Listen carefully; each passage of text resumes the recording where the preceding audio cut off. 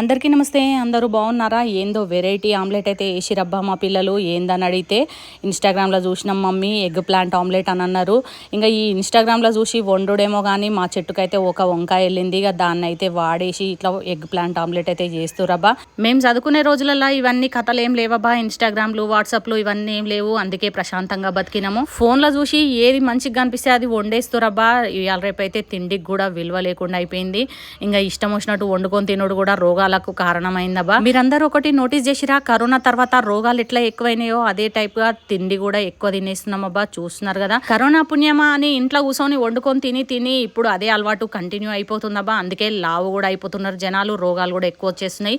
మీరేమంటారబ్బా? నాకు comment box లో comment చేయరి. Video నచ్చితే లైక్ కొట్టరబ్బా. సబ్స్క్రైబ్ చేయని వాళ్ళైతే సబ్స్క్రైబ్ చేసుకోండి. ఈ ఎగ్ ప్లాంట్ ఆమ్లెట్ అయితే మా సోనిగాడికి కూడా మస్తు నచ్చిందంట. దాన్ని వీడియో తీయడం మర్చిపోయినబ్బా. ఏమనుకోకూరి. Thanks for watching. బాయ్.